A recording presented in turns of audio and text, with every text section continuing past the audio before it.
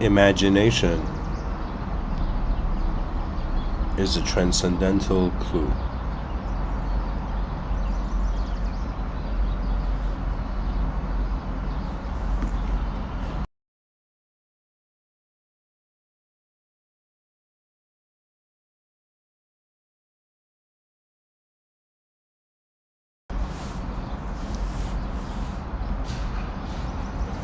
Right now, in the year 2022, we human beings are seeking the stabilization of truth. We are seeking certainty on an individual level and on a collective level.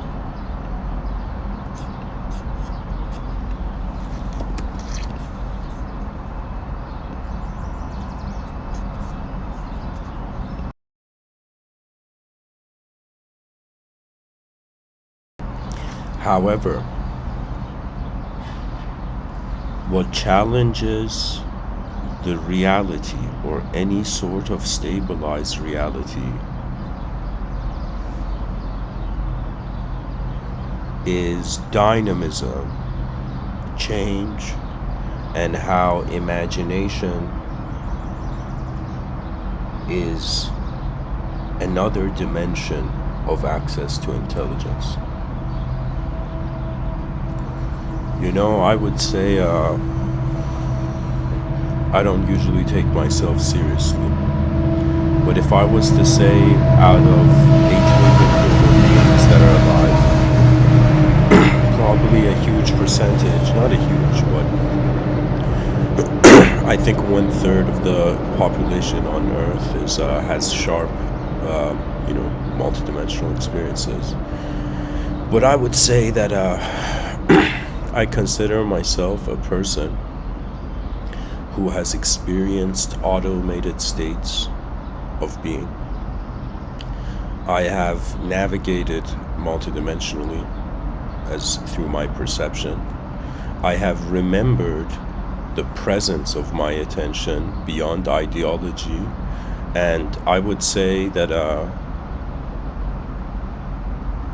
I have an innate contentment with dehumanized states of perception.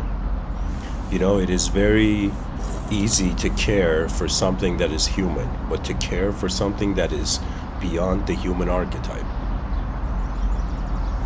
there requires some sort of divine timing, or I would say some sort of hidden blessing. You know, I would share my story as this, that let's think of it that, how would I say it? Let's consider the world a spiritual place. And when I say a spiritual place, that means the mind and body are not just it. There's something more than that.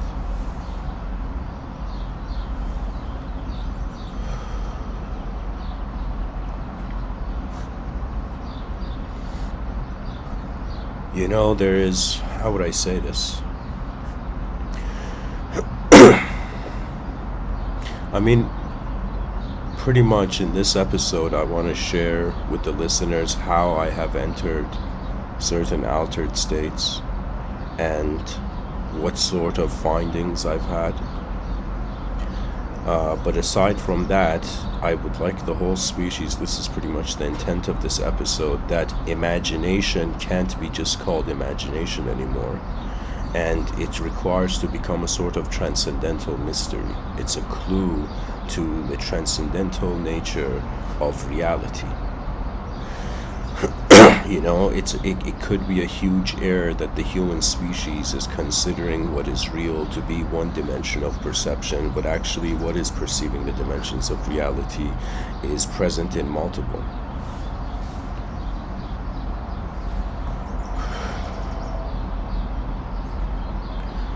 I will tell you this, that a human being that thinks that they know what the world is, most likely they are still encapsulated by their inner realm. Really, what I find the intellectual position on this planet is that you discover the edge of the unknown in the outer dimensions and in the inner dimensions. And when that happens, ego has no footing.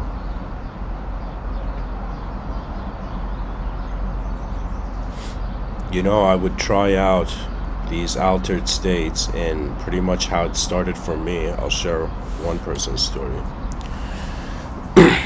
If people or long-time listeners to this channel type my name on Amazon, they will see this book called The Great Work. This book was a huge catalyst for me. Before I started giving these talks in 2014, from 2011 onwards, my life began taking a very strange turn where my attention, I found myself preferenceless in the expectation of what is actually here, and I received a vision. So the vision I received was that started that whole Great Work book.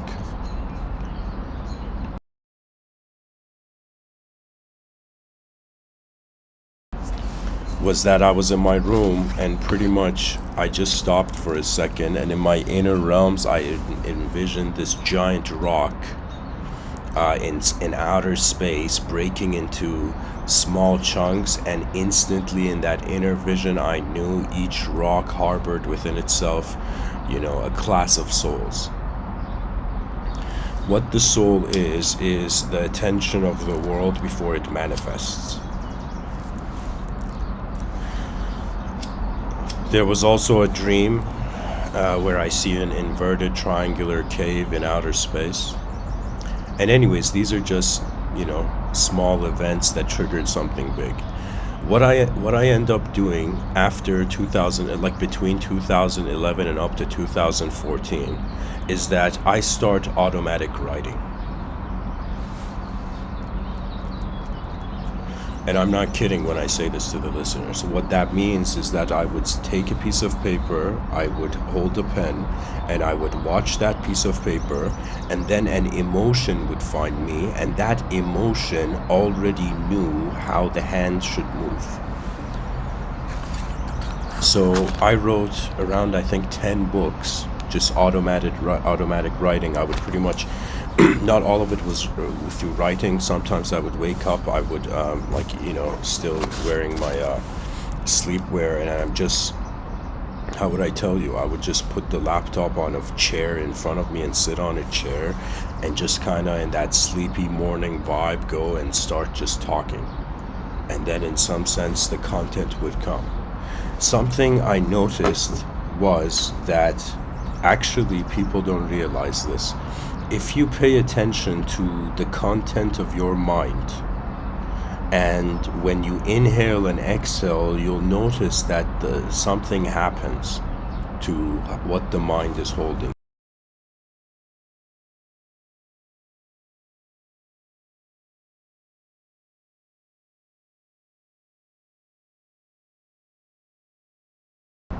It's another way of saying that treat the world you see in front of your eyes, call that your outer realms, and recognize that it is a world that doesn't need to be imagined. It is reality. It is like geometry prior to the need of intent. What overlays the outer world is the individual's inner world.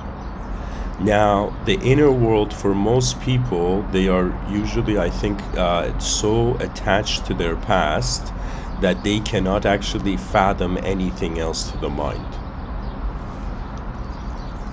There is something that I don't think it's claimed anywhere, but when a person, just like when you go to a museum, you don't touch what you see.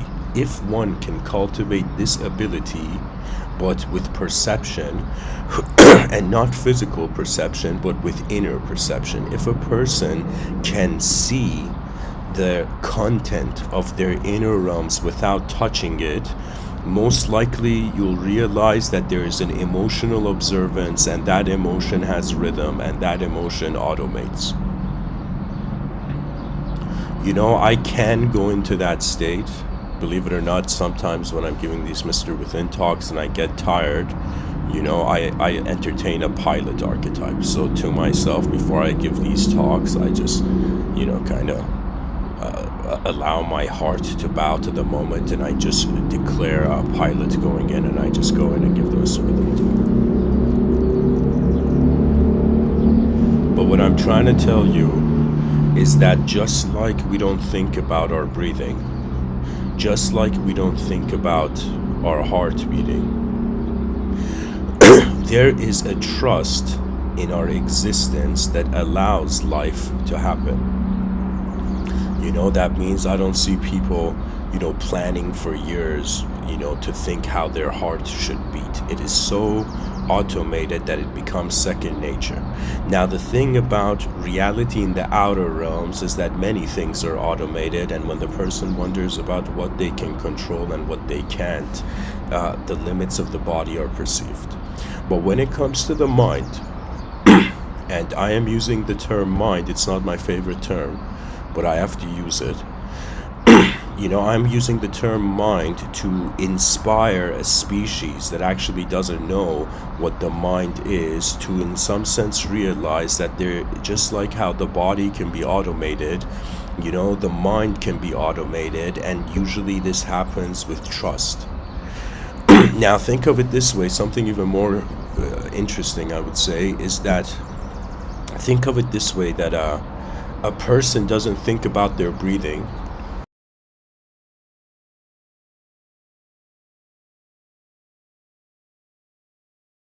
but they can choose to consciously breathe. And I would say people don't think about what their mind is doing, but they can choose to consciously, to bring an unconscious process into conscious governance. This happens with intent, and intent arises due to the requirement of the world.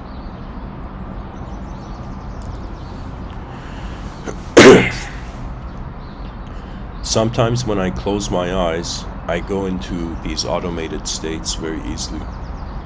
Sometimes when I find, you know, sometimes when I give these talks, I feel like, you know, to me personally, it feels like briefings from my future self. But it's like, if people were wondering, let's say you're a theosophist, or you're a metaphysicist, or a transcendentalist, or a mystic, and you are hearing me give these talks, and deep down you're like, Mr. Within, you know, I mean, are you working alone, or are you working with something else, let's say in other dimensions? I would tell you that the wisdom of greater dimensions is not separation. It is inclusion. It is, how would I tell you? It's like greater dimensions, they don't care for how something is shaped. They care for the position, for the presence, the energetic presence of shape.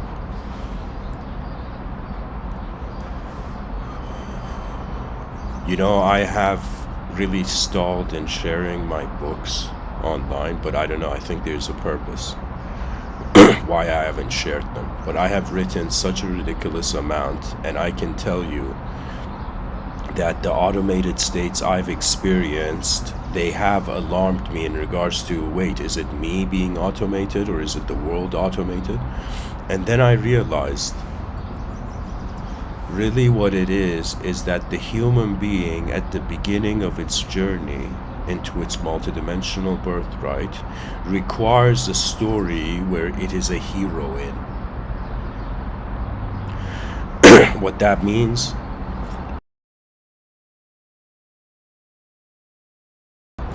is that when you realize you are the pilot of your mind, the responsibility and ability to use the mind changes. If you feel you're not in charge of all the dimensions of your perception,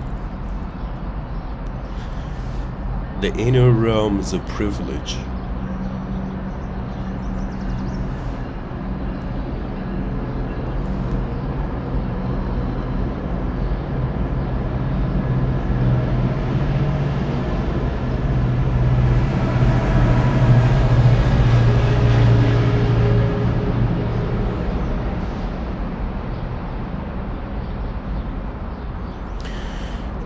In order for one to enter an automated state, they do not just require trust in what they see, they require trust in what is looking.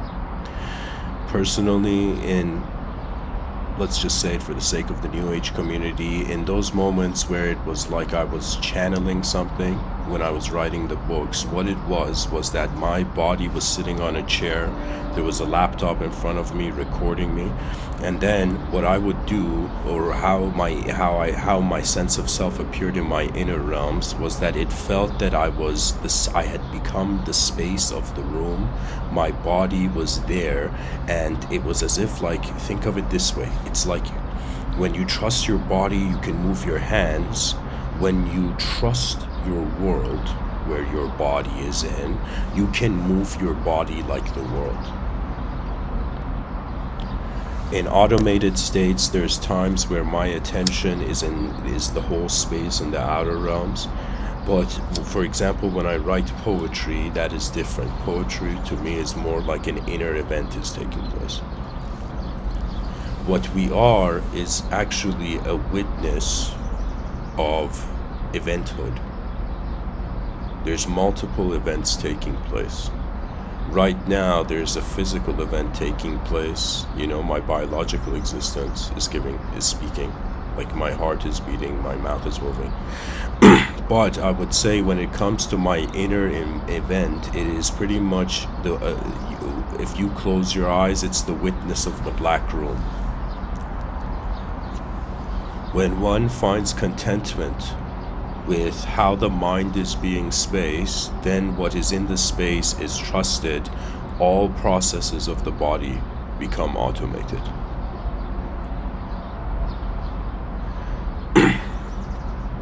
You know what's remarkable?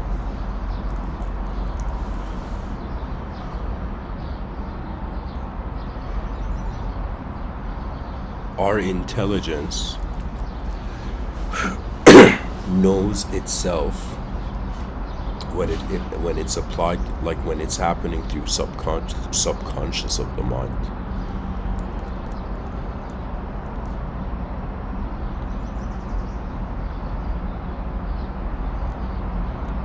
You know what it is? I think maybe a better way I can explain this is that, let's say there's 3 dimensions. There is the known dimension of the body. Then there's the semi-known dimension of the mind. Then there's the unknown dimension of the soul. What really the soul is it is space. Once the person realizes it's because of a body that they entertain the notion of an individual soul,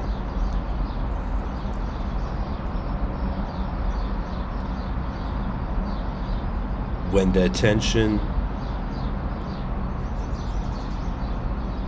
dares to go beyond the conditional,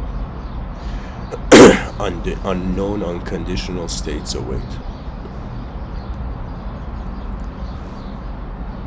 An example of an unknown unconditional state would be pretty much like looking through the eyes of an immortal being.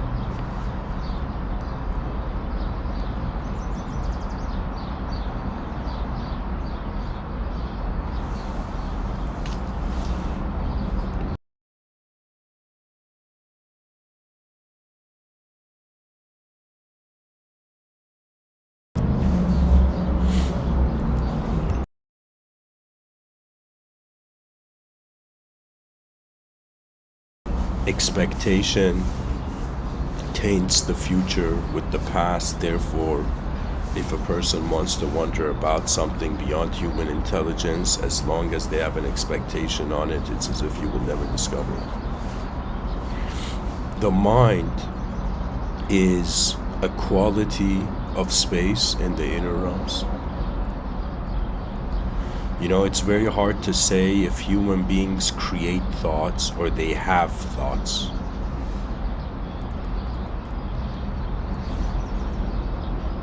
Imagine, like, someone, let's say there's two people in a dimension A and dimension B, and there's person A and person B, and imagine person B from dimension B gives person A something like object from object B. Person A cannot see who has given it the object, but it can see the object it is holding. Now, for the transcendentalist, upon the decency of the honest original state of one's presence, if one taps into that state, there comes the responsibility and pretty much the greater dimensions gift you. You see, destiny has a background behind the scenes intelligence to it, and that intelligence to it is the intent of greater minds. That means really what we see happening for the human being and the forces of nature, and then there's forces of nature, and I will tell you there's forces of culture. You know, you look in history and you sometimes see like evil people succeeding and good people failing, and the person's like, what's the meaning of this? And the religious person freaks out and says, oh my god, this is the work of the devil. Do you know what I mean? This is like, the sin of man, and why in some sense the evil is victorious and good fails.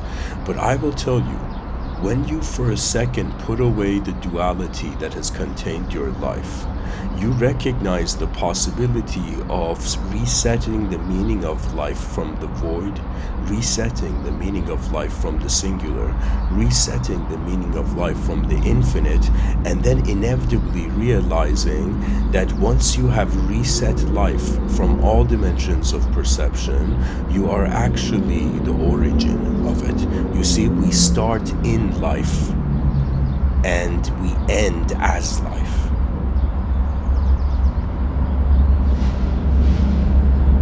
Really, there is no greater way that an creature could transcend aside from the full activation of its intelligence. It's as if like the might of all memories. Imagine like there was this scared child in a world that was headed towards extinction, and this scared child just was alone and realized that, okay, now is the hour of retaliation, right? And so imagine a lonely, scared child suddenly shouting to all his memories, all the contents of his inner realm. Imagine a situation where in the outer realms the species can't go forward, and so only the inner realms, giants need to wake up.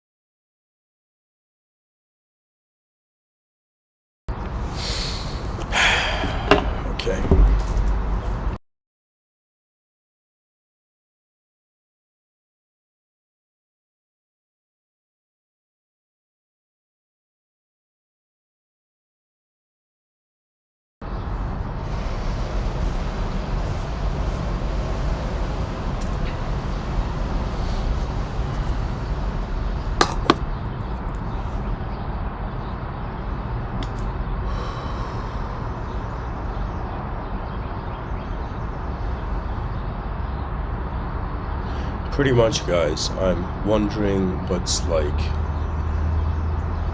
the best way I can tell the audience how I've experienced altered states and pretty much what the result has been. I guess you go through life having different experiences, and eventually your memory leads to a sort of spectrum. For example, for morality, the spectrum is the person's like, am I a good person or a bad person? Now, if you change the spectrum, not in regards to good and bad, but in regards to how multidimensional life is, it's as if when we go towards simplicity, the meaning of reality becomes singular. If we go simpler than singularity, the meaning of reality becomes void. If from the singular we go towards, let's say we go towards complexity, we find duality. Or let's say our starting point is duality, we seek something that is more complex than duality, and really what we find is infinity. Right now, the species doesn't have even an ability to acknowledge infinity. Infinity would mean endlessness, but it would mean endlessness connected to the direct experience of reality.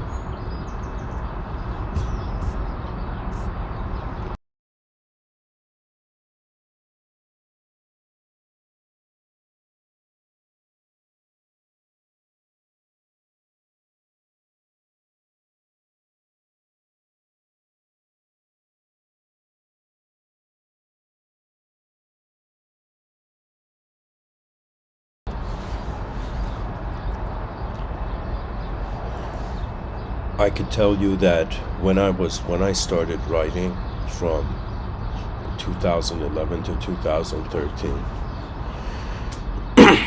excuse me, up to 2014,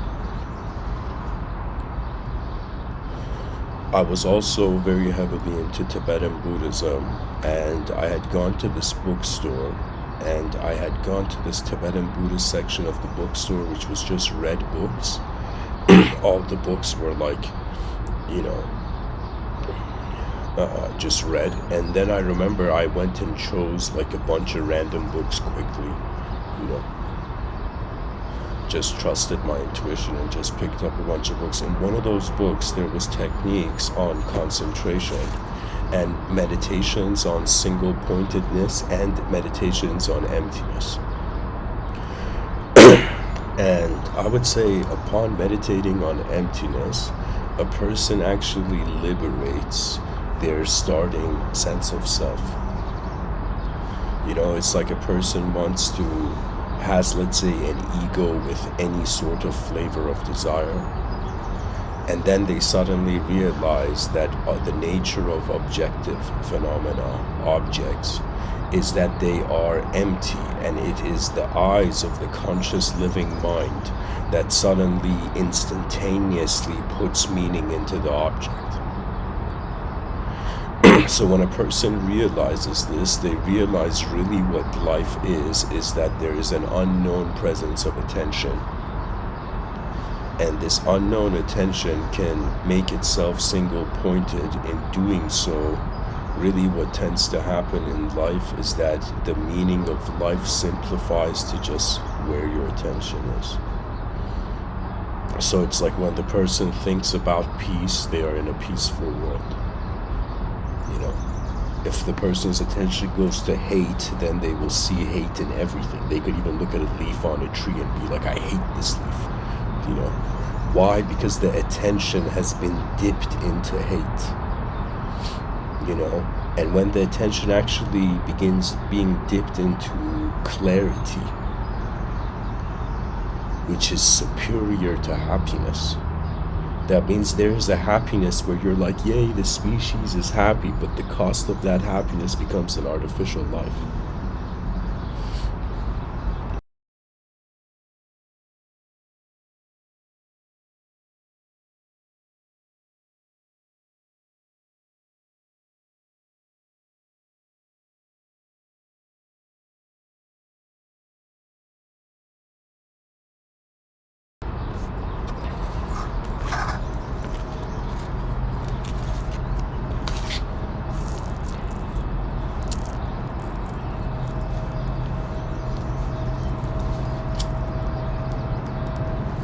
Pretty much this is what it is. You experience a new state. The new state fascinates all your past opinions.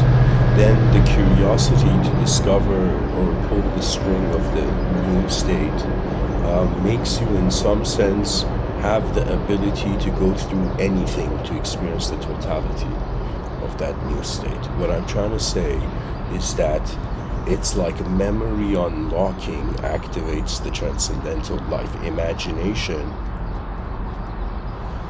is a sign of an entity that is present in more than one world. And if whoever you are, for a second, you just forget the story of life and just realize there is something so unknown to this positioning of existence. There is a rock in the middle of nowhere spinning around itself, and creatures have opened their eyes, subjectified reality, and now they're spinning in themselves as well.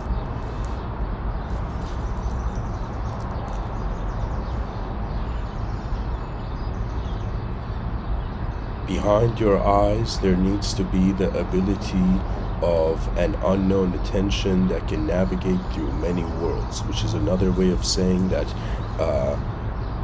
you don't touch anything, and that's a sort of godly state, close to God state.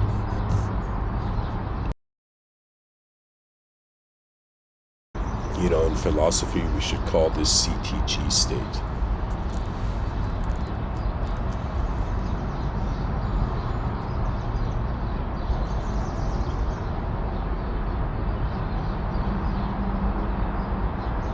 When a person trusts something, after a long time, it becomes second nature. Let's turn imagination, like connect imagination to the idea of the sword, okay? And let's say this is back in the day where to be a warrior was part of one's life duty.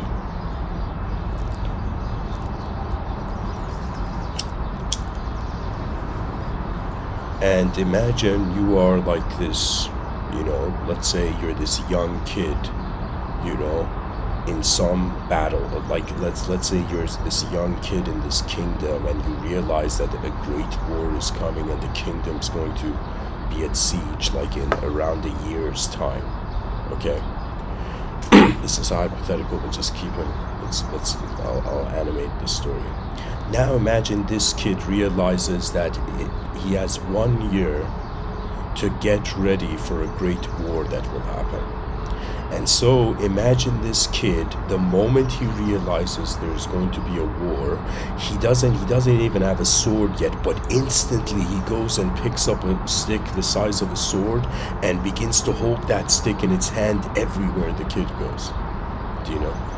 And eventually, let's say the kid goes into nature and starts practicing, and the idea is that you repeat something ad infinitum with an expectation. Like, here's the thing: either you're trying to be so many steps ahead that it doesn't matter how many steps, it's just an endless effort of to excel. I want to give this idea that imagine 1 year passed and this kid had been training every moment he had, every chance he had, you know, his breaks being a moment where he just takes the world in and then immediately starts practicing again. So that, imagine like 365 days of endless practice of swordsmanship.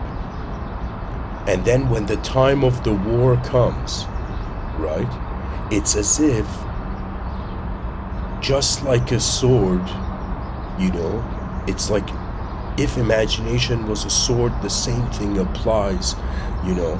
It's as if it's as if the more experiences you have of something, the more you know about it. The more you know about it, the more you know how something happens. Mastery is the resolution. It is the great human resolve not to be masters over something, but in some sense the future taunting, the past, and the past surpassing itself. It's like, for me, it's not a big deal if, people in the present laugh at me. I've had embarrassing moments in this lifetime. But to me, what matters is if the future generations laugh at me. Why? Because the idea is that after we have found contentment, an ultimate contentment with the past, and when the past has returned to the present's purpose is to enter the future. I'm trying to tell the listeners that your mind, your imagination is like the sword that you wield endlessly and you practice with it, and then eventually you realize the purpose of imagination, your greater involvement in an event that requires it.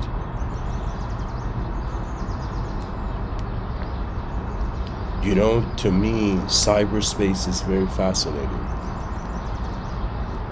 because it is a world that the inner realms are building.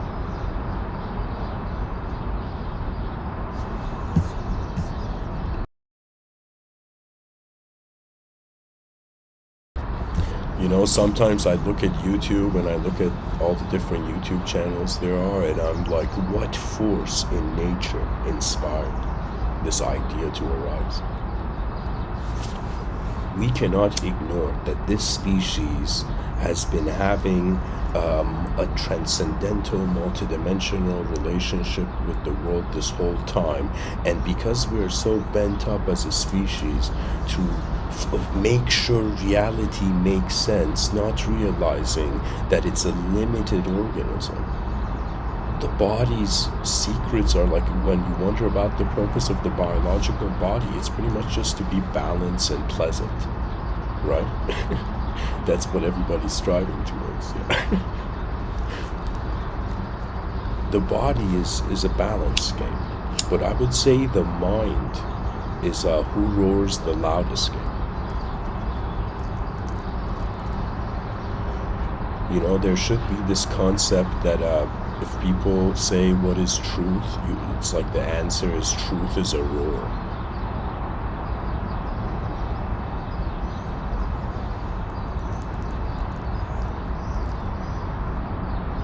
The cosmos is a lion,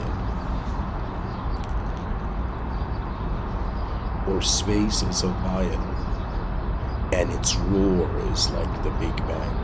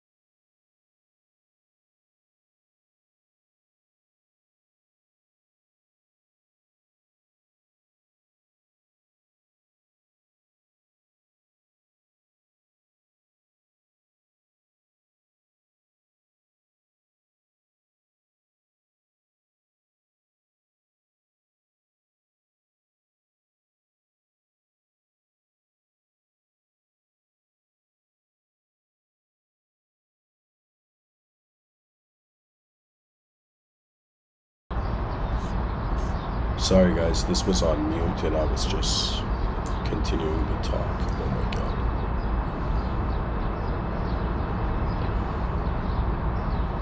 I think this was on mute for 10 minutes maybe. Like,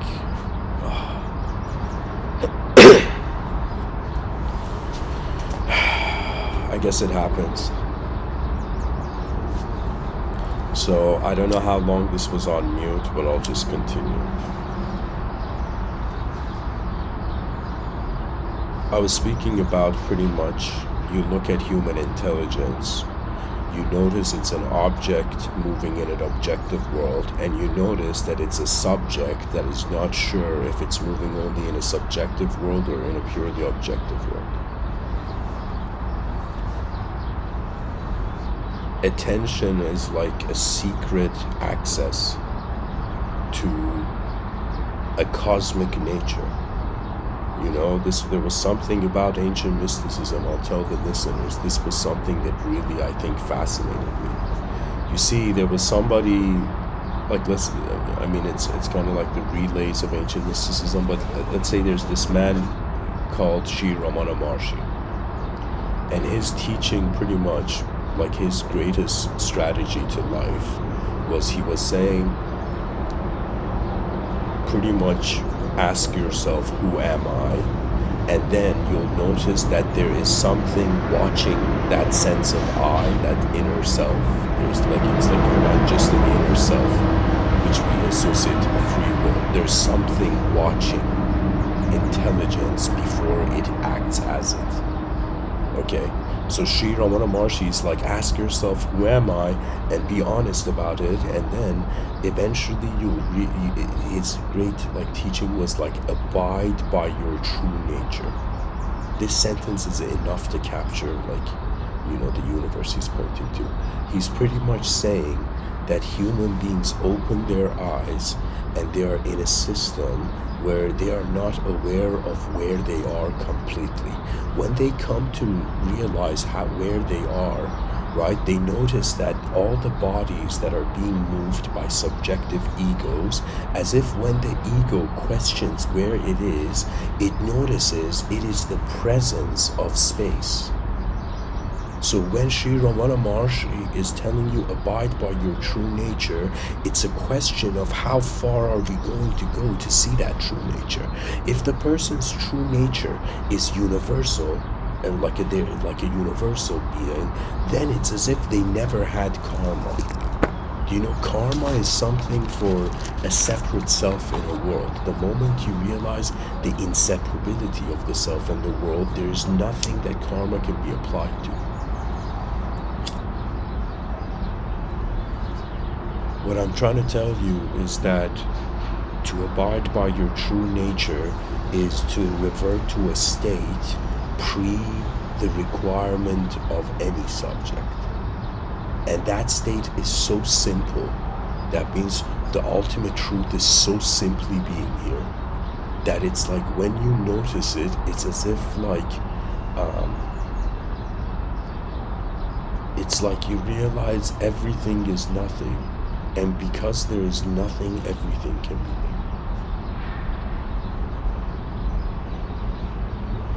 there. It's like the person's like, I am suffering, and then you realize it's just attention to existence where the I begins.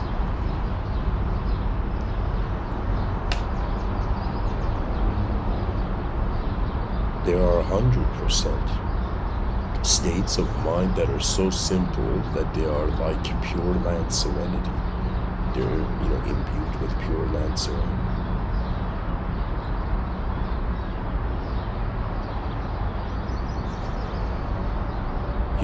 It's like this. It's like there's a body. The body can pretty much move in the world, or it can be the world. When I say be the world, that's also equivalent to death. Do you know? In life, we're being the world, but we're being in the world through a unique geometric outline. But when we, let's say the person dies, like that, the atoms return to the great ocean of atoms, flowing in cosmic space.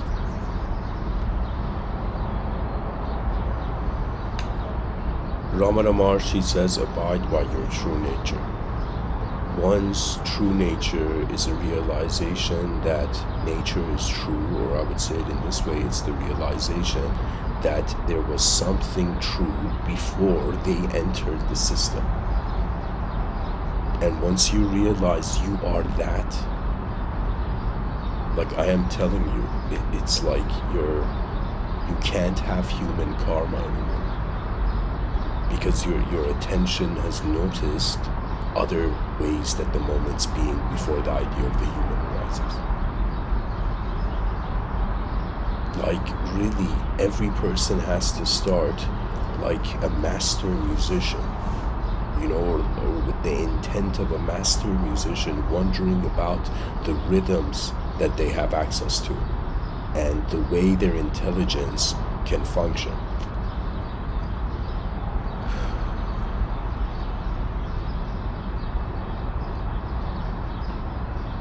The world is here now. Imagination is a portal to this world. When I ask myself, what is understanding? I return to a point where I'm like, who is understanding? And eventually it reaches a point where you're standing under a cosmos so vast that what can you say? It's like we're like, language is like image comparison game, but reality is a dynamic film.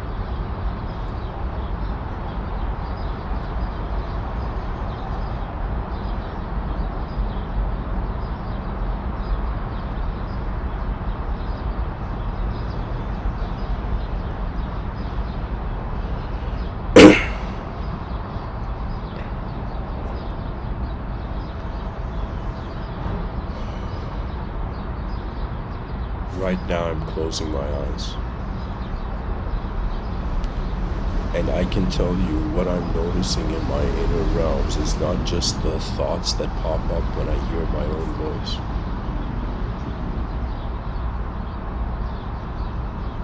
But also vision movement. So it's like, how would I tell you, in my inner realms, it's like I'm an invisible wind moving through an inner three-dimensional space. People can have different approaches. You know, when I look at my life, every day that I've woken up and it's been like a new day, that literally means another layer of the world is being added to the previous layers. We are layering ourselves in. It's another way of saying the brain is simulating reality. And each time it simulates reality based on its own experiential preference, it records it. It's as if the brain is in an onion style expanding itself.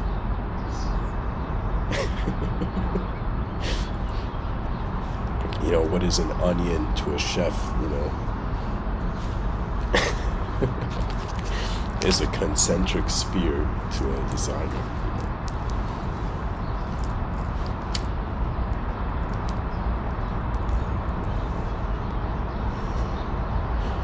It's honestly very antenna-like, you know.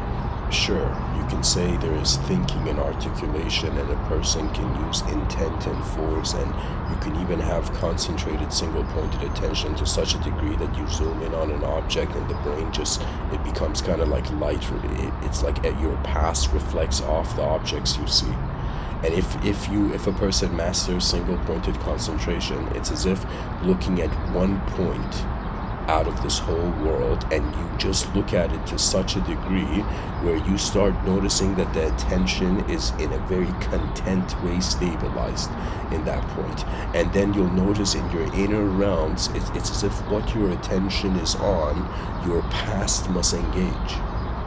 And many people, for example, in the New Age community, don't realize that what channeling is how their past is animating with the permission of the future, which means with the freedom of the future. It's like the person believes in aliens, and then they're like, yeah, man, I'm definitely talking to an alien. Do you see? But imagine you believed in something inconceivable.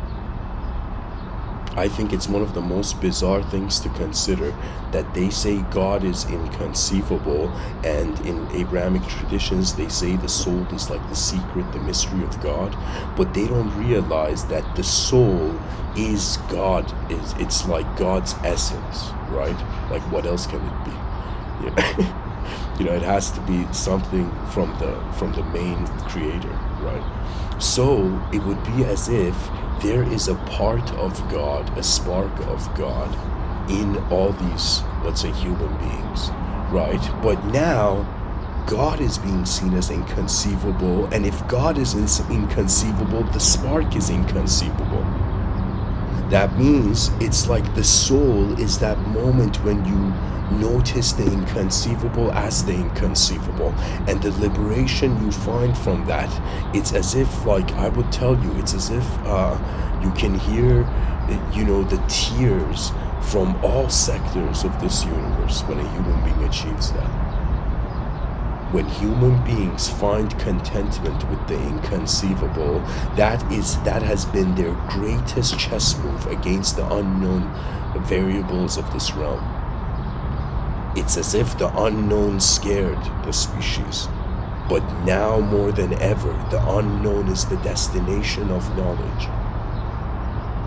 Knowledge exists to cut the veils of the unknown. Knowledge is the survival of the fittest eyes of the species. The mind's strength is different than the body's. The body's strength is that it moves strongly, let's say, in the world, but the mind's strength is that it builds a strong world. It starts from greatness, and then everything else is a descent. So imagine you consider that you are the greatest state of being, and then everything else that comes, it's as if the first memory is free.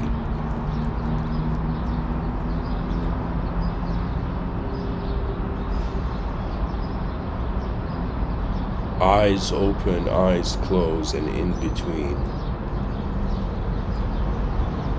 worlds reincarnate.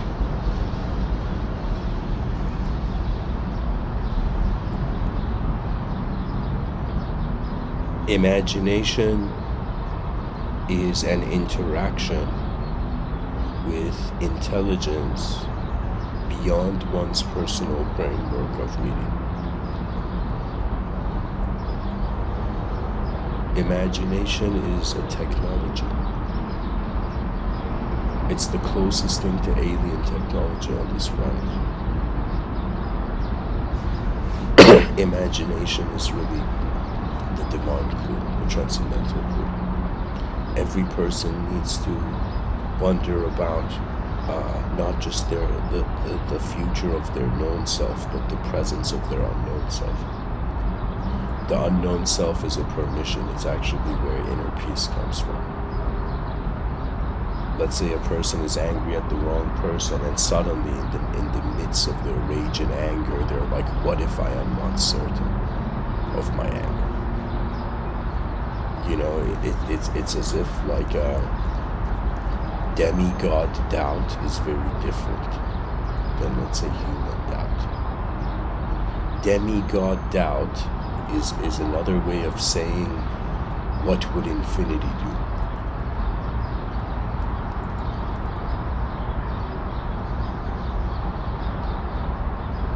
Language, words, that's a certain type of relationship with the mind. Speech, like the vocalization of language, that's another domain of exploration. A person can study the mysteries of their, you know, imaginational soul.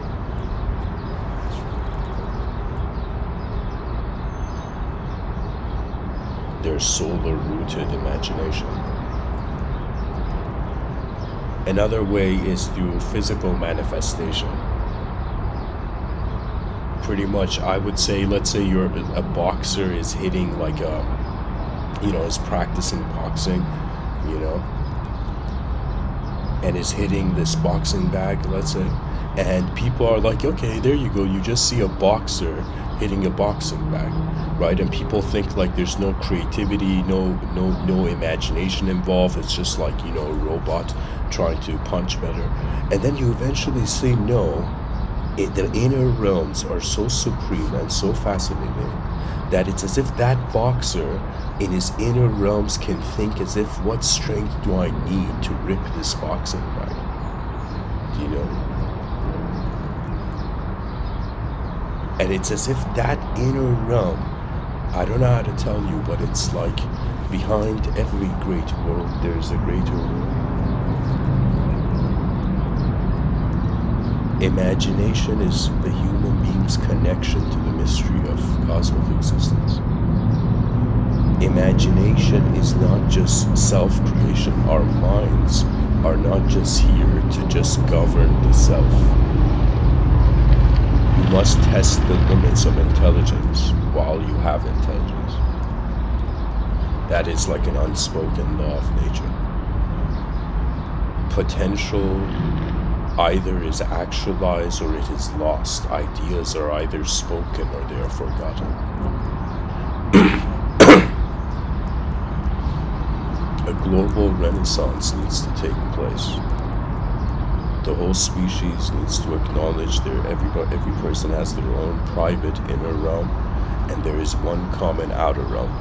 And the greatest idea in the outer realm is to not just allow for the possibility of greatness, but to wonder about its actualization. That means it's like, you know, this is how I'm telling people to study their imagination. Wonder about the greatest possibility, honestly. And you will not be enlightened like a yogi. You will be enlightened as if the future is where you are.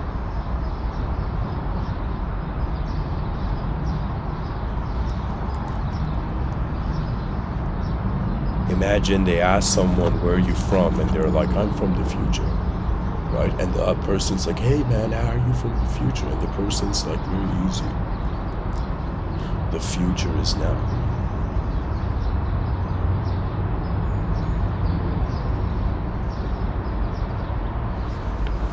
I mean, really, what is happening in this world? If we say there's energy,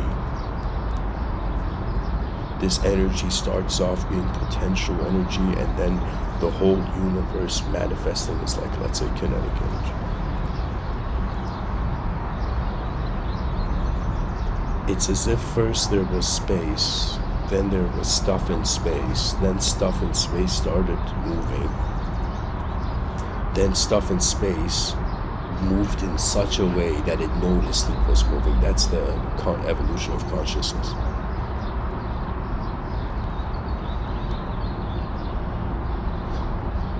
They say the eyes are the windows of the soul. And you know what's hilarious? It's like the soul is looking out through these windows and it is seeing the world. The unknown witness, the inner viewer, the mystery of how your mind is standing in a world. A person can establish archetypes. Really, when it comes to the inner realms, I would say it depends if you're street smart or not. You know, if you're metaphysically street smart. You know, a metaphysically street smart person does the unthinkable. Starts off as nothing.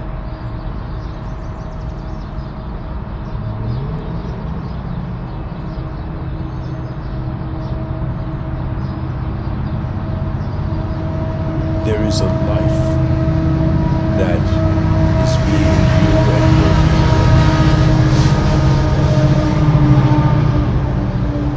Imagination is based on how much freedom, the context of the concept you're being, how much freedom it has. So it's another way of saying that if the person realized the species is hovering on a rock and we named everything in the silent void, then there comes this courage to realize to be an explorer of reality is to fearlessly see what it is. That's all I'm asking from the listeners. Wonder about not paradise,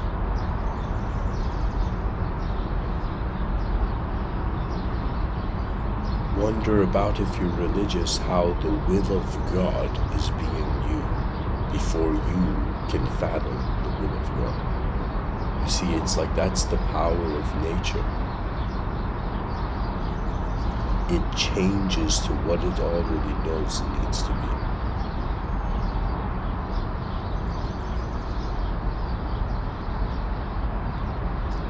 I think something good that every person can practice and they become an advanced communicator is that for 10 minutes every day, find just wherever you are, whenever the thought of doing this comes to you, to the day you need to do it. It's as if, like, let's say a person's washing dishes and suddenly this thought of just, sitting for 10 minutes comes to them, okay? And the person just sits down wherever they are. So that means you'd sit on the kitchen floor, cross-legged, and for 10 minutes just super still and silent and just watching how your mind is being, the meaning of being. Right now, sometimes I think people need to look through my perspective as if, like, from where I'm standing, and it's like, before we can see something advanced happen, we need to have advanced beings. That means there's no point of building an advanced civilization for beings that are not advanced, and it's impossible to even build it. But if we start from advancing the individual, then the advanced civilization has a chance. And somebody would say, okay, then where do we need to advance the idea of, like, the individual in the world? Pretty much wondering that if right now there was an advanced civilization and they were in it, what would they do? Imagine right now in a parallel universe of Earth, by the year 2022, all technologies fathomable to the human mind had been invented. There had been anti-technologies to all technologies. There had been endless, infinite technologies invented. Imagine some genius inventor created an invention that made the most genius invention. And that invention made the most genius invention. And it was pretty much, how can I tell you, it's like we set the world on fire, but not by the fire of ignorance, by the fire of genius. I'm trying to tell the listeners, you gotta fathom a great vision of what you're trying to achieve, and then training is set out. And then as you train, you become acquainted with your own intelligence, and you surpass this relationship of needing any sort of picture or story. Like it's like enough playing with the shadows of the mind in regards to metaphysical transcendentalism. I'm telling you, sure, a person can believe in demons and angels, but to me it's as if you have forgotten what those ideas fly around.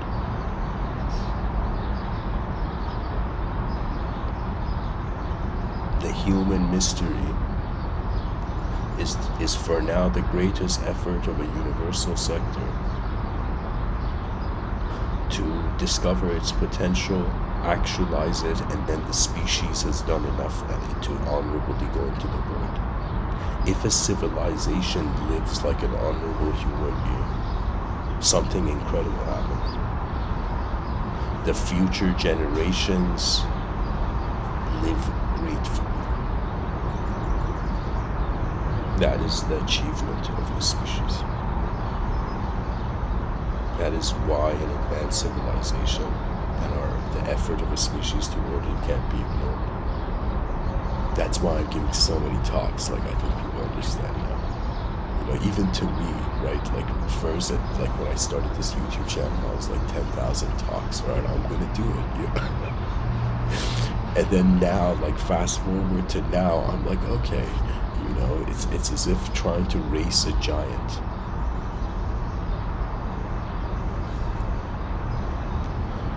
To me, it's remarkable.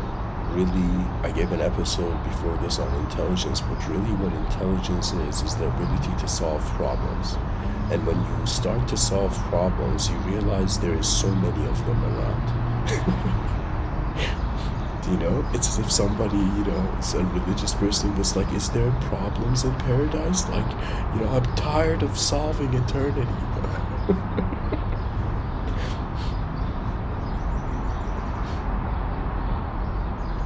Oh man.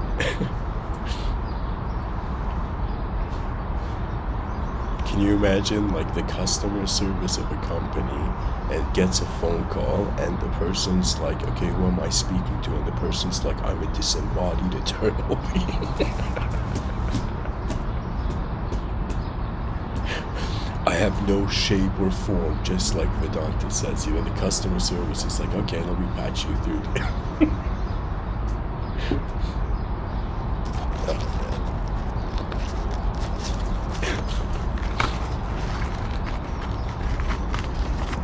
You see, guys, it's vision.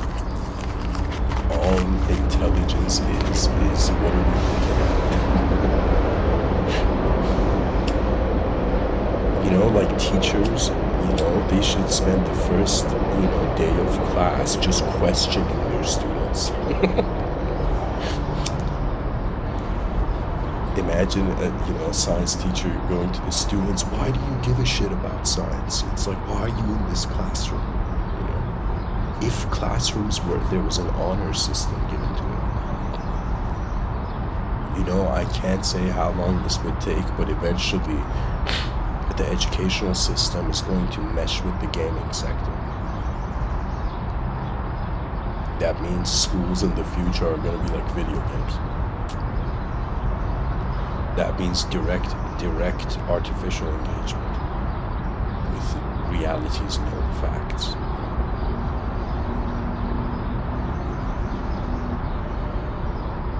No amount of knowledge can be enough. There's a scene in Avengers where Thanos turns around to Tony Stark and says, something like, I don't remember the exact line, but he says he says, you're not the only one cursed with knowledge, something like that. And what it means is that the more you know, the greater the dimensions of the world grow. And then you have no choice but to be responsible with what you have seen. You see, the nature of the mind is that it either holds the world or it lets go. And when it lets go, that's when, in some sense, poetically, if the body was a soldier, the mind was a commander, and the soul was like the general, it's as if when the commander doesn't know what to do, the general intervenes. What hope is a subconscious, personal, divine intervention.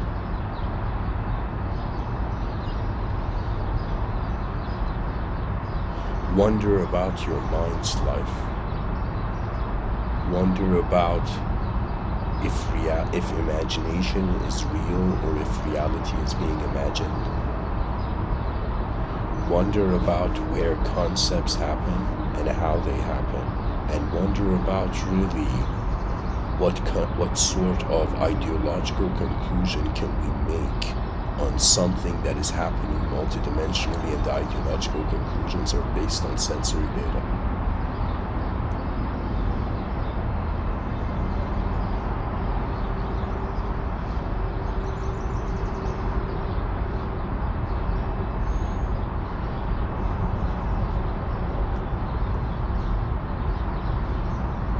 Theologically speaking, it's like God's creation wants to see God's creation.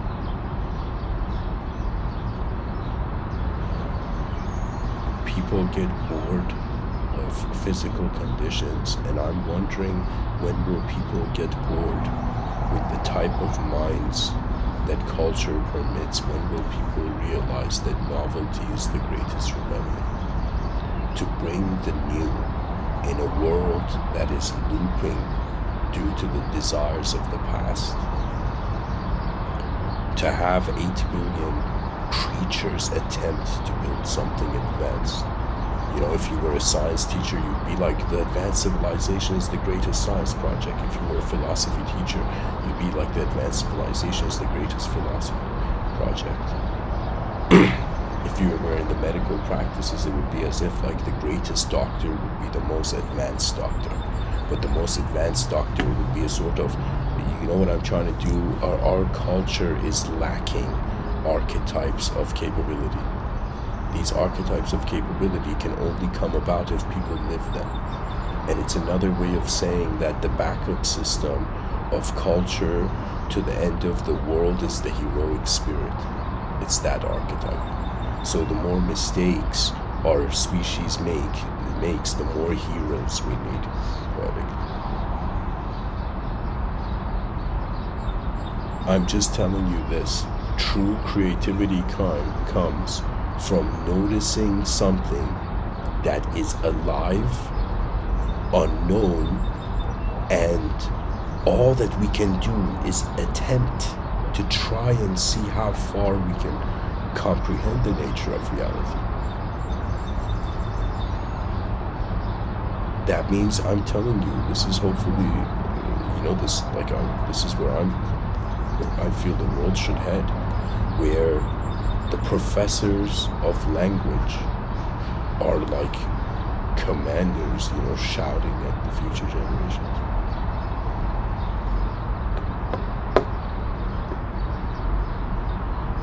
Wonder about how your free will provides the permission for meaning to animate instantly when you look at something.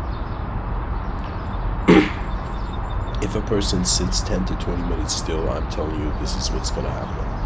First, the attention is going to be on the body, but if you're smart, you just sit comfortably in a way where you don't think about your body as if just like you put a cup of tea on a table. The person, when they sit down to meditate, they just put their body on, they try to make their body still, right? And then the body gets into a comfortable stillness, and then the attention moves on. They're like, okay, now I'm aware that I'm having thoughts as I'm meditating. Like they're in the meditation position, now they're like, the person's wondering about their thoughts. Okay? Now, the thing is that you have to start watching your thoughts. That means the body is made still so the attention doesn't go to the body, and the thoughts begin to be watched. So what that means is you start noticing that you are noticing thoughts coming and going. Now, what tends to happen is that some thoughts that come, it's kind of bizarre, but it's like there's this invisible river, and I shouldn't say invisible river, but let's say there's this river, and God, it's a good metaphor. I'm trying to tell you, when you stop doing anything and there's a sort of effortlessness to the context of your meditation, you're going to notice that you are viewing yourself. And as you wonder about what is noticing that it's noticing itself, viewing, that's when you also clearly notice your inner realms. So it's as if what I'm trying to tell you is that you have to watch your imagination as a selfless space of awareness behind your eyes to be able to control the speed of your inner realms. Really what it is that the more simple we are, the more complex we see something. The more the ego tries to be complex, the more karma just reduces it to the simple.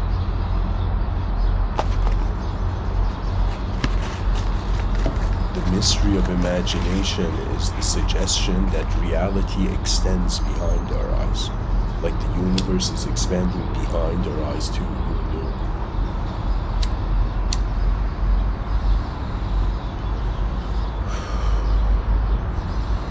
Life seems to be the most precious thing to the human species. Life can be seen as a singular system and can be seen as a multidimensional system. If we shift to a multidimensional perspective on life, nobody knows enough, and because nobody knows enough, there can't be suffering. It's another way of saying that when you see you're the small and the big, all that the small can do is be content in how it is in the big, right? But when the small realizes it is the big when it comes to considering itself small, it's as if in front of your eyes a human being judges a universe, behind your eyes a universe judges a human being. When you realize your universal presence, it's another way of saying that the person's karma has been released. What that means is that cause and effect don't change how you have noticed energy to be present. Cause and effect dissolve into ever-presence. The nature of attention, its secret, is beyond the human eyes. And what is beyond the human eyes, at least for the human being, is accessible as the third sight. I call that inner realms imagination.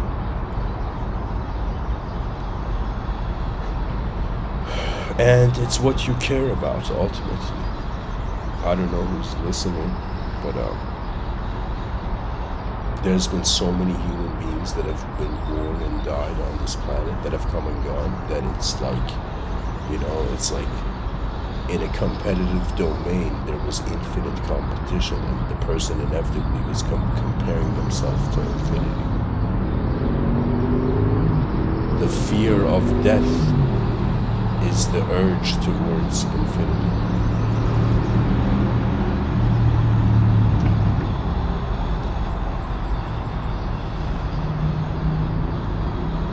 If somebody was to ask, does an immortal being suffer? I will say it suffers because it is denied and inconceivable. If somebody says, does an eternal being suffer? I will say an eternal being is timeless. An immortal being is still walking in time.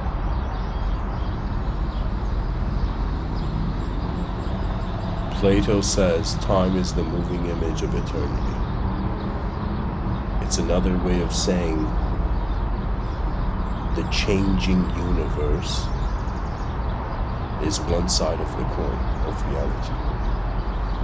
That means I think it's fair to say that there's the observable universe, unobservable universe, philosophically implying that we are actually seeing 50% of reality. The other 50, it's like the mystics had an approach. It's as if, how do we get the most advanced human species to build the most advanced civilization in the shortest time frame, and the shortest time frame is instantaneous, and therefore only in the inner realms, the knowing of what can happen in the outer realms is going to bring the advanced civilization. You know what's going to happen? We're going to see actually a sort of archaic revival of a sort of heroic spirit to human beings in the future. Let me tell you how this heroic spirit would be. This heroic spirit is challenged with wondering about from how many different positions it processes information. On one level, information is being processed based on what the person is familiar with from the past.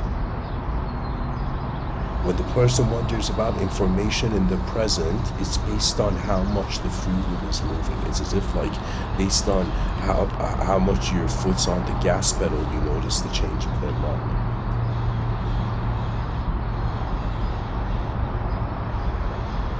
Information for the future, it translates as probability equation.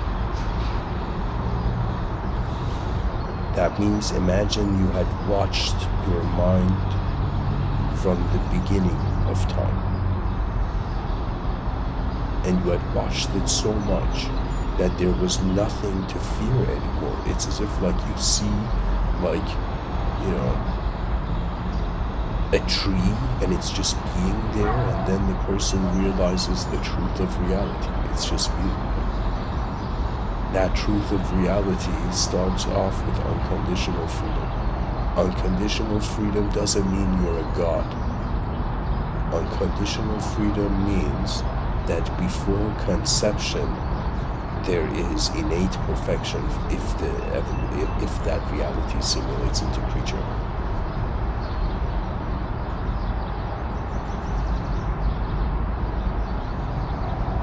It's another way of saying, if in the future there was immortal technology, would those human beings want to wonder about eternal beinghood?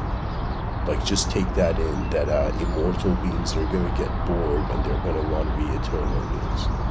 And eternal beings get bored of just eternally being unconditionally. And eventually it's kind of like the cosmos is spiraling. We are manifestation is spiraling, dear listeners. Like, sure, you can see us on a rock in the middle of nowhere, but at the same time, the way the inner realms of human beings are moving into the future is that they are spiraling. The armies of novelty will liberate civilization 1.0. To me, I am considering time, that means the fact that we have a temporary time, to be a sort of enemy. And I am considering the unknown to be a sort of enemy. And not that it is an enemy in the sense that the enemy archetype is still potential, it's there. Right? So it's as if we have a limited time to do something advanced, hoping that there isn't interdimensional or extraterrestrial influence or interference.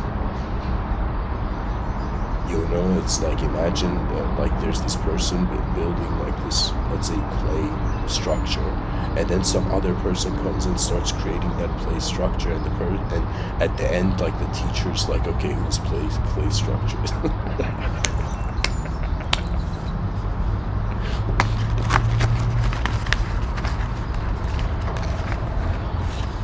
I don't know. I think it's going to be common sense in the future that we have no idea about really what the purpose of imagination is. It's as if, why wasn't existence enough? Why is there a conscious experiential dimension able to fathom it differently? Like, what the mind is doing here, it's as if the body is seeing the physical world, and the mind's like, wait a minute, maybe there's more. The mind is more than a transcendental clue. The mind is a door. You know, I am reminded of this poem, the saying by this poet called Rumi from 700 years ago. He says something in the line, if I remember correctly, he says, "I have lived on the edge of insanity, wanting to know reasons, knocking on a door. It opens. I have been knocking from the inside," which is another way of saying, like, when the person realizes the inconceivable creator is looking out through the conceivable creation, that fearlessness of being liberates you from how the past created your sense of an archetype.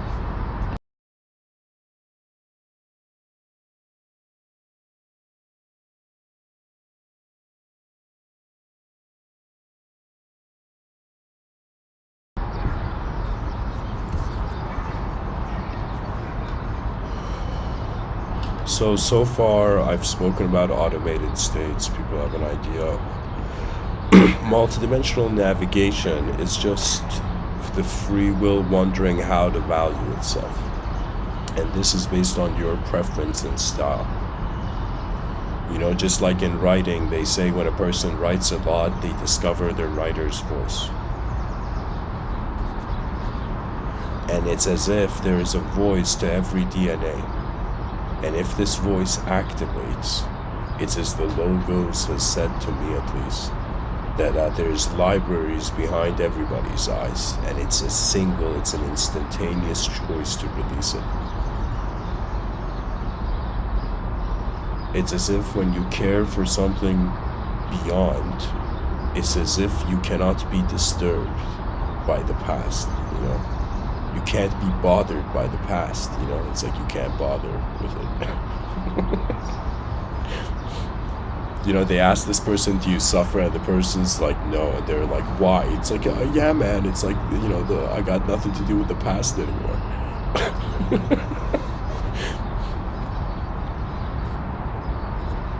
It's as if, who are you? One answer to this could be, I am the echo of the past, and another answer could be that I am the memory of the future.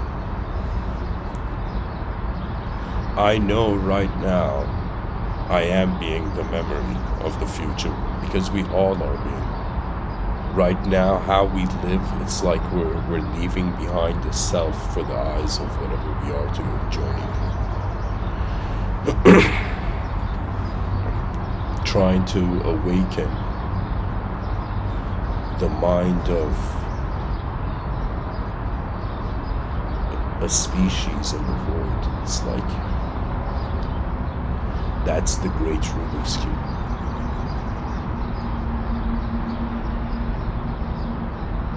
We want freedom, yet we don't know how to attain it. We look at cultures and we see like bubbles of different universes just present. Every person that walks and that breathes in this world is like a private universe, you know, hiding in midday. And so if a person truly wonders, like, why do I have a mind? What does this mind I have deserve? How far do I deserve to see before I contain myself as a sense of self? Like, all these questions they're important, because eventually you'll see it leads to contentment with the unknown, or you cannot pilot beyond, as I have said in earlier talks, the clouds of imagination. Imagination is not the purpose of life, it's just really an advanced technology, and when you wonder about how it is being used, it is from a collective state. When I say a collective state, it's like, let's say you're a materialist hearing me, I would say it would be as if in the future they connect, let's say, the bodies of 10 people to like this one collective, let's say, hive mind.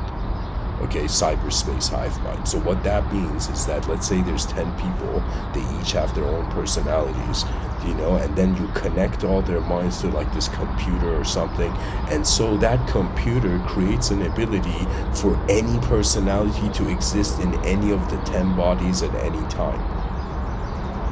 Do you know?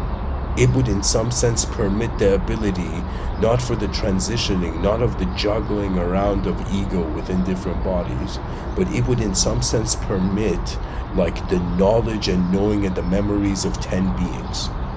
It's as if it's like the 10 beings connected to one cyberspace mental server, and that server became the possibility in each biological body. Like that's far ahead. That's maybe in 200 years.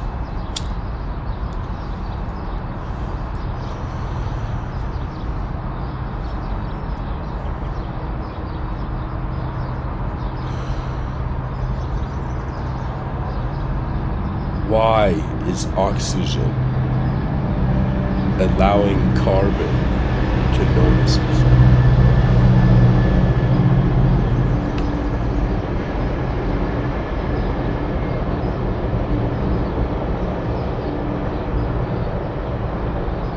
Like, really, when I wonder about why does existence exist, it's as if the attention, it's like the pilot's like wondering, why am I in an airplane? And the realization is that we are here to existentially pilot ourselves, and eventually I don't know, depending on who you are, you realize you have been piloting free will. You have been co-piloting free will with the universal intelligence. That universal intelligence is unspeakable because it's too big to name. Like, we can't see the edge of the cosmos, you know.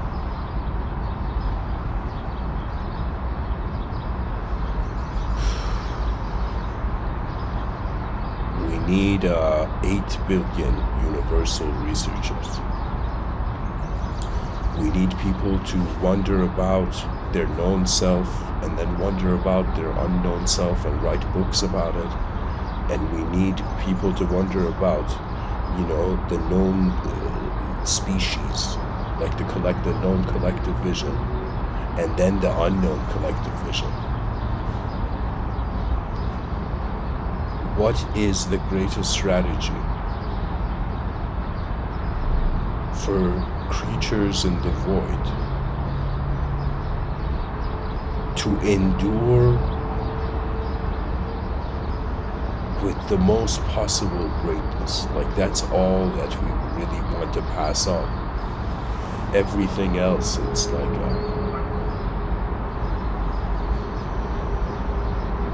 the past is the shadow of the species, the future is its central sun.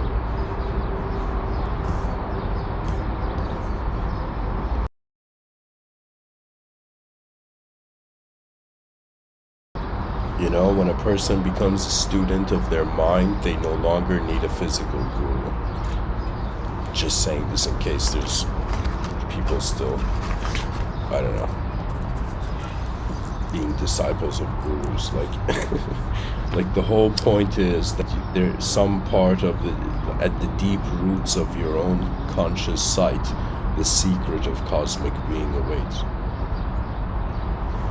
Now, imagination, that's just a way to get the human being interested in the great mystery. It's as if when there's a problem to solve, the person has to be like, okay, what's the way I solve this? And you realize that you go to you cut the head of the snake, which is a ancient, you know, militaristic tactic where they were as if you go to the main problem. And the main problem of civilization currently is its inability to, for a little bit, put aside the desires of the inner realms and to wonder about the efficient. What else can we do in the void? Either unconscious inefficiency or conscious efficiency. What other option does the species have? You know, we communicate ourselves to the degree that we fathom what is a way, like this is true, I would say, scientist spirituality, where they wonder, how do we build paradise on earth?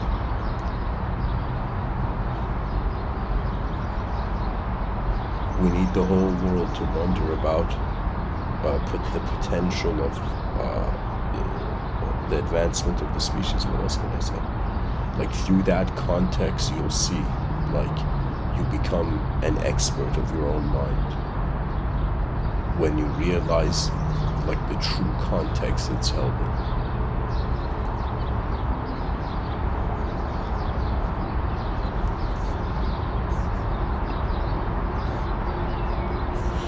And your eyes are, you know, the door to the pure lands.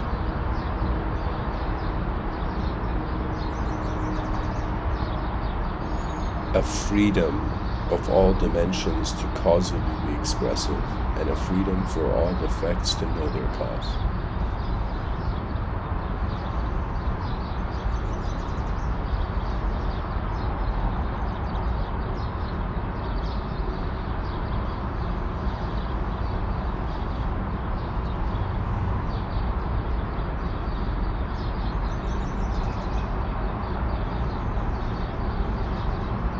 You know what it is? It's like a person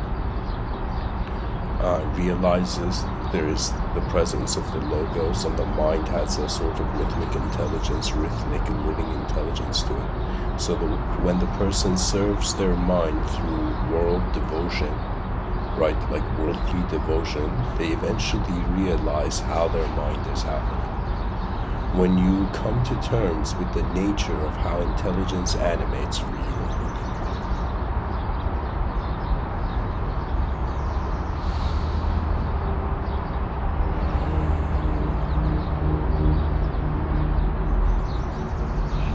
it's as if you served your mind. Now you have become a commander of your mind, and now the mind of the species is required to serve.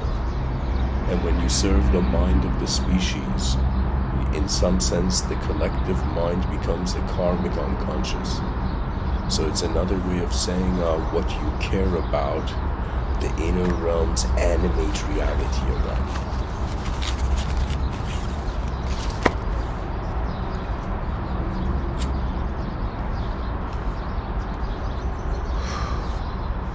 I want to go into a quote tunnel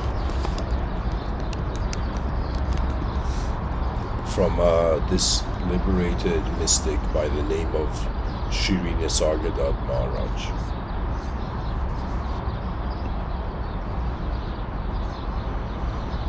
Shri Nisargadatta, so I'm going to go into a quote tunnel. A quote tunnel, if you're new, it's pretty much me trying to show how a human being lived at life. Shri Nisargadatta Maharaj says, when I look inside and see that I'm nothing, that's wisdom. When I look outside and see that I'm everything, that's love. And between these two, my life turns. Shri Nisargadatta Maharaj says, once you realize that the world is your own projection, you are free of it. You need not free yourself of a world that does not exist, except in your own imagination. However is the picture, beautiful or ugly, you're painting it and you're not bound by it. Realize that there's nobody to force it on you, that it is due to the habit of taking the imagery to be real. See the imaginary as imaginary and be free of fear. So he's pretty much saying, realize that what scares you from the outer realms is your inner realms, and realize the inner realms as being the inner realms, and you're free of fear.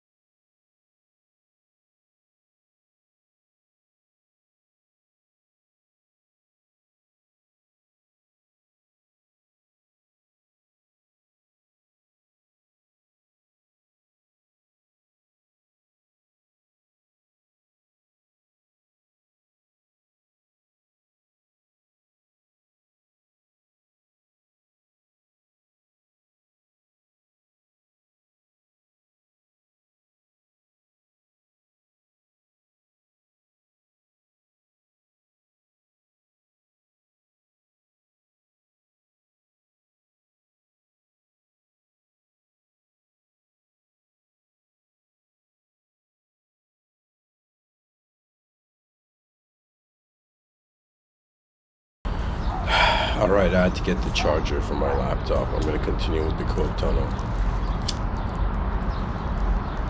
Shri Nisargadatta Maharaj says, instead of searching for what you do not have, find out what it is that you have never lost.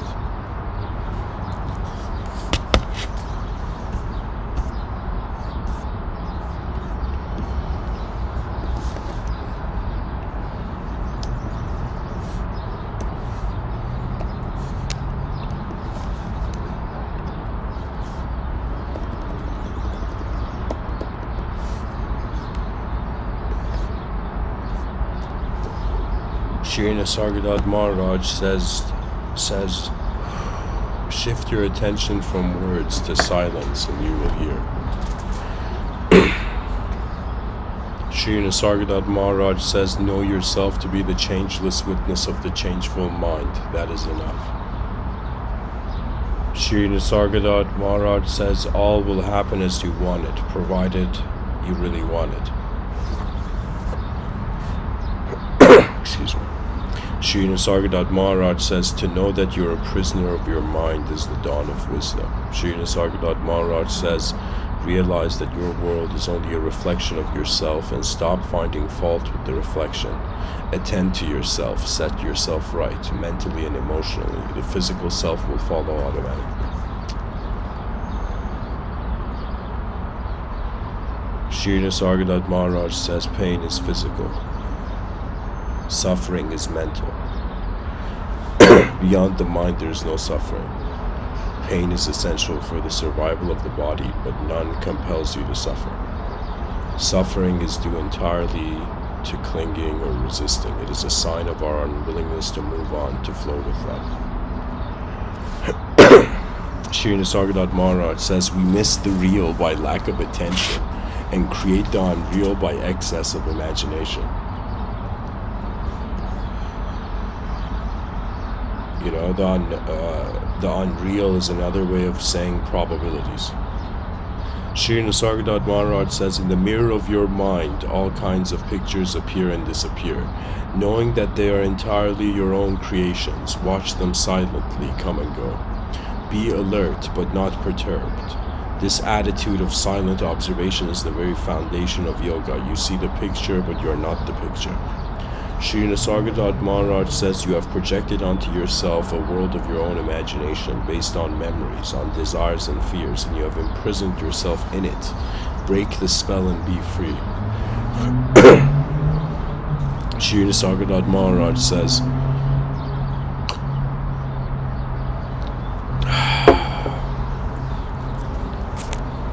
do you realize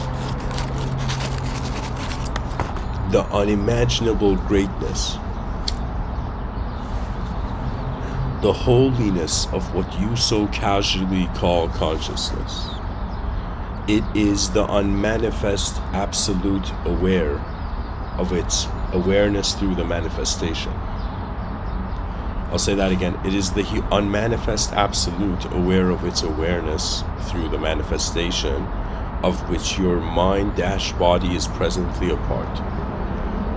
Sri Nisargadatta Maharaj says there's only one meditation, the righteous refusal to harbor thoughts.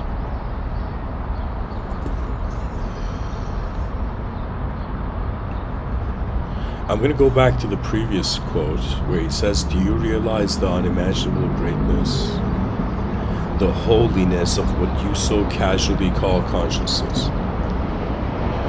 It is the unmanifest absolute, he's written it with a capital A, absolute, aware of its awareness through manifestation, of which your mind-body is presently a part. That means, like, the unimaginable greatness or the great mystery behind consciousness to this guy is the unmanifest absolute. When he says absolute with a capital A, that means it's like, it's supreme. It's like another way of saying it. It's God's looking out through the window of the soul, you know.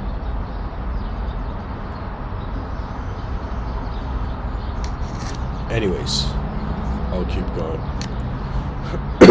Sri Nisargadatta Maharaj says the ultimate point of view is that there's nothing to understand. So guys, that's the end of the talk. I'm out of here. Sri Nisargadatta Maharaj says the ultimate point of view is that there's nothing to understand. So when we try to understand, we are only indulged in the acrobatics of the mind. Whatever you have understood, you are not. Why are you getting lost in concepts? You are not what you know, you are the knower. This is beautiful poetry directing us to what's looking out through our eyes.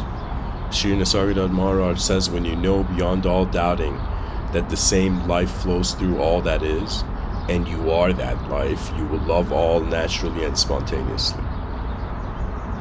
There we go. This quote is like, from the future, from an advanced civilization. Shri Nisargadatta Maharaj says all happiness comes from awareness. The more we are conscious, the deeper the joy.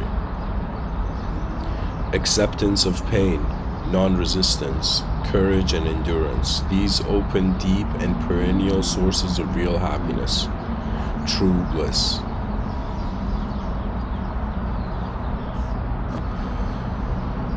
Shri Nisargadatta Maharaj says nothing can trouble you but your own imagination. Unless the neighbor's music is too loud. Shri Nisargadatta Maharaj says if you seek reality, you must set yourself free of all backgrounds, of all cultures, of all patterns of thinking and feeling. Even the idea of being man or woman or even human should be discarded. The ocean of life contains all, not only humans. So first of all, abandon all self-identification. Stop thinking of yourself as such and such or so and so, this or that. Abandon all self-concern. Worry not about your welfare, material or spiritual. Abandon every desire, gross or subtle. Stop thinking of achievement of any kind. You are complete here and now. You need absolutely nothing. And guys, that's true. I totally agree with it. But imagine now from that state where we are complete, we want to achieve. So it's like the achievement of completion. We're wondering about post-completion efforts, It's as if, yay, everybody got enlightened, now what? And we're like, okay, maybe we update the environment a little bit. There's this, great speaker by the name of Jordan Peterson, Dr. Jordan Peterson. And he has this thing in his book where he tells people to clean their room, and that's like the start of their, archetypal journey, to discipline, And I thought, what if we just say, all right, guys, the room is the planet, and everybody needs to clean this room. It's as if we've made a mess and the future generations are gonna, use this world, after we're gone. It's as if we, it's like the respect of people who party, in a house, and then after they leave, they've prepared the house for those who are gonna party next year.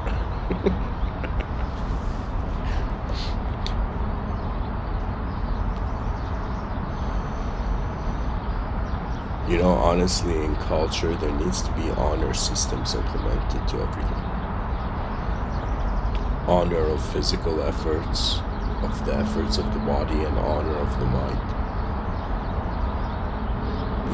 I'm still waiting to hear a speech by a world leader in the future where they say, in honor of the greatness of the future of the species. Like, then they begin what they want to say.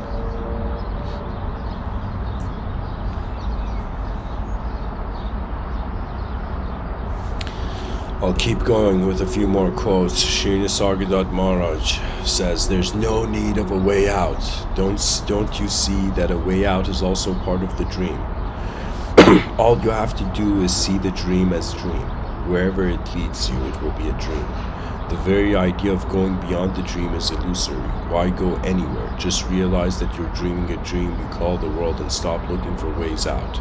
The dream is not your problem. Your problem is that you like one part of your dream and not another. Love all or none of it, and stop complaining. Whenever you have seen the dream as a dream, you have done all that needs to be done. Yes, this is being spoken by a dehumanized mind. I can't emphasize this.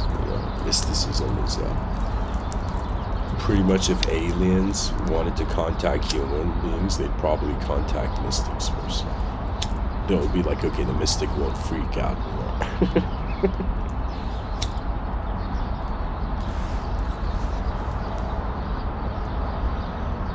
Of course, guys, you see, the way I'm seeing it is that Shri Nisargadatta Maharaj is freeing solipsists from their self-created suffering.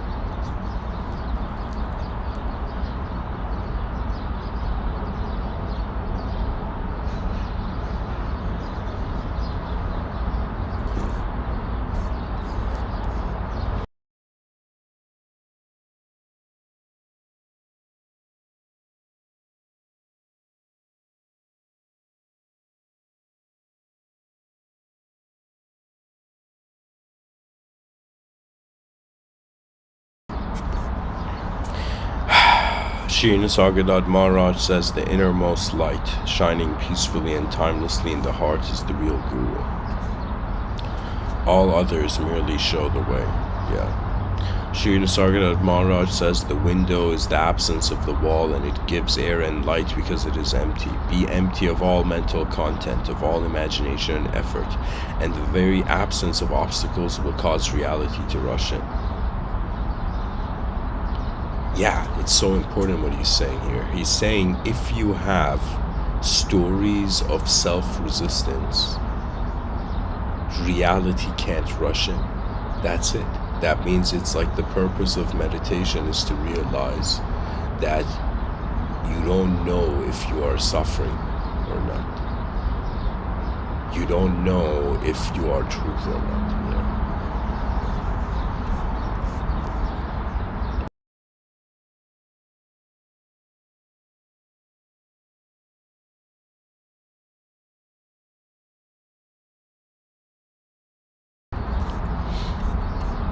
I think this episode has been enough. I'll read one more quote that's left from Shri Nisargadatta Maharaj. He says, "There's nothing to do, just be. Do nothing, be. No climbing mountains and sitting in caves. I do not even say be yourself, since you do not know yourself, just be."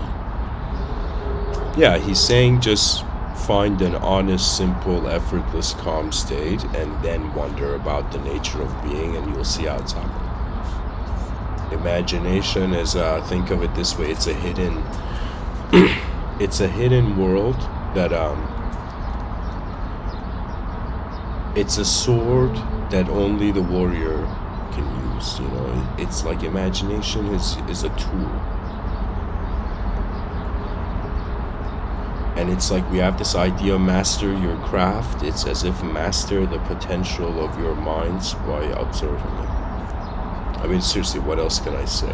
Like, the only thing I could tell about imagination is that for the person to become a novelty hunter, and to start wondering about where does the new begin, and the new usually begins after the greatest idea suggested on reality.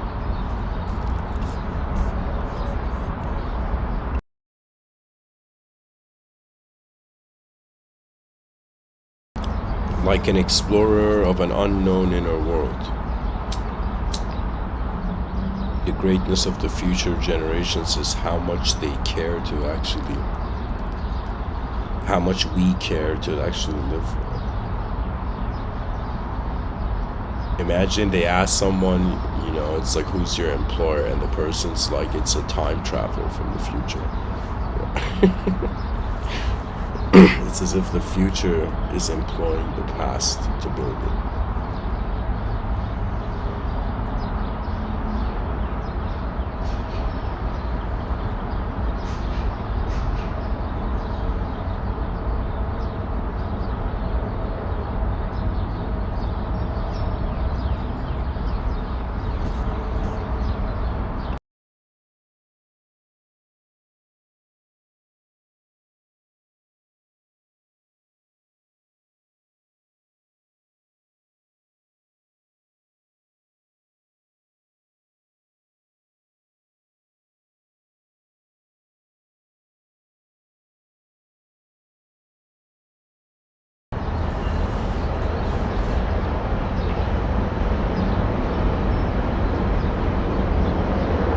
It's as if all that is left for 8 billion creatures to become explorers of all that they are aware of.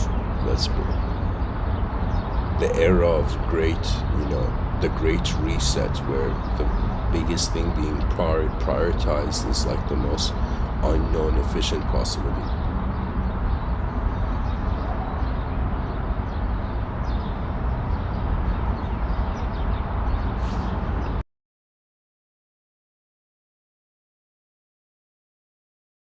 Someone can even say the mind is the future, you know.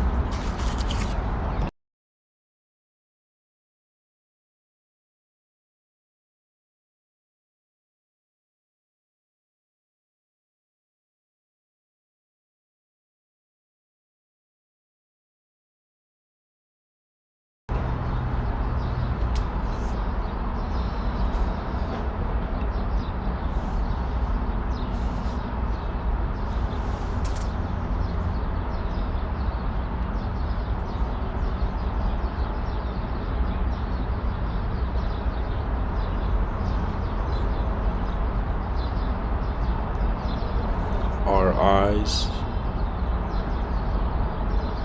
are double-edged, and the other edge of visible life is abstract life.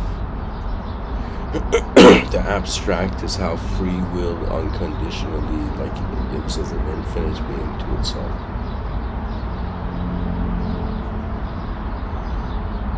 The mind is so advanced that in the year 2022 we can even project immortal desire.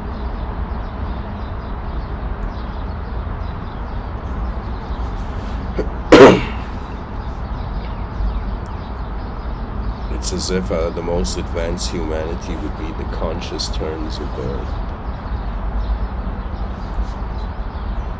Our eyes were open before they could be closed. Thanks for listening. Namaste.